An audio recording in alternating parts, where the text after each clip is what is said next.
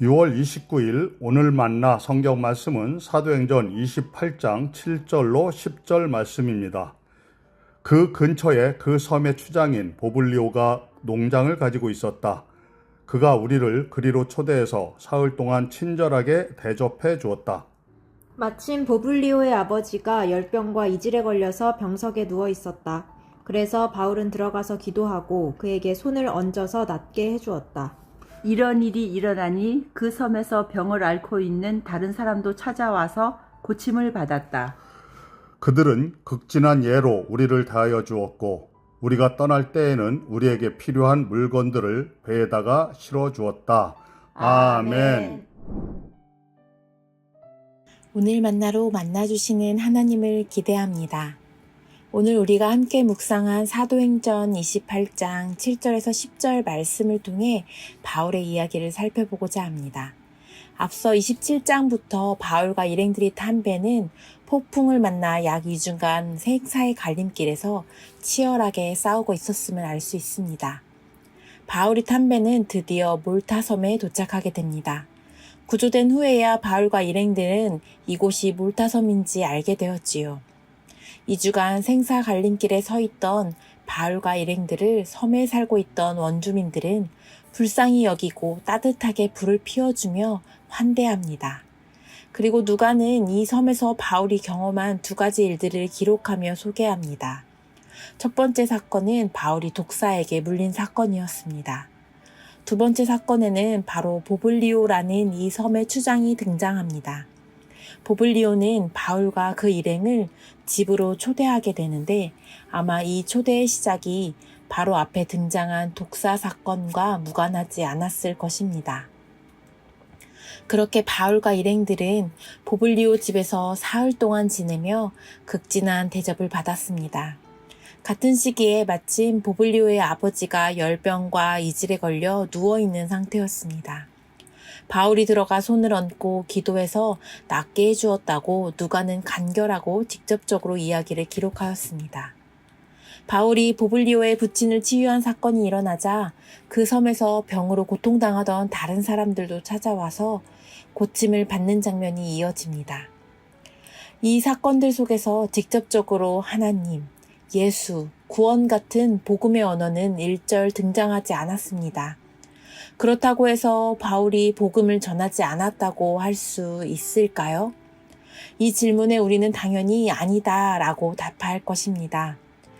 왜냐하면 바울이 이 섬에 머물면서 한 행동들을 통해 하나님의 능력과 사랑을 나타내고 있었기 때문입니다. 바울은 삶의 모습을 통해 주를 나타내고 있었습니다. 바울이 보블리오의 부친을 고치기 위해 기도하고 안수하였지요. 이 과정을 통해 치유하시는 하나님을 나타내었습니다. 바울은 하나님을 삶의 모습으로 증언하고 증거하였습니다. 우리의 삶을 되돌아보길 원합니다. 우리의 삶에도 하나님을 나타내고 있습니까? 나의 삶에도 하나님이, 예수님이 있는 삶을 살아가고 계신가요? 말하지 않아도 우리의 모습에는 하나님이 드러내는 모습이길 소망합니다.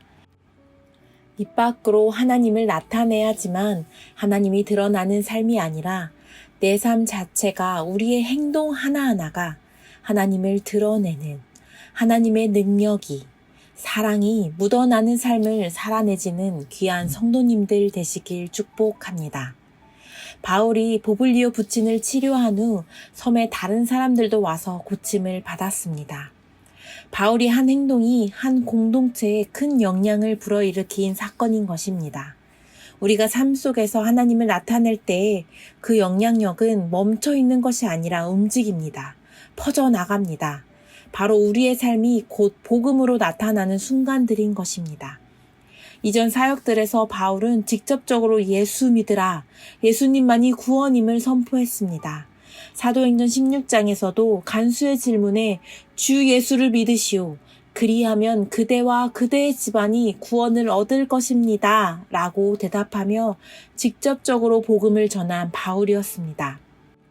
오늘 우리가 만난 바울은 바울과 일행들이 탄 배가 폭풍 속에서 표류하였지만 안전하게 한 섬에 도착하였고 또 그 섬의 원주민들은 낯선 이들을 환대하고 독사에게 물린 바울까지 하나님은 지켜주셨습니다. 바울에게는 이제 더 이상 구원이 이론이나 교리가 아니라 더욱더 명확히 삶이 되었습니다. 우리의 삶에 친히 개입하여 주시고 나를 이끌어 가시는 하나님을 다시 바라보며 복음을 직접적으로 제시하지 않아도 우리도 우리의 행동과 삶을 통해 하나님의 사랑과 은혜를 나타내는 오늘이 되길 소망합니다.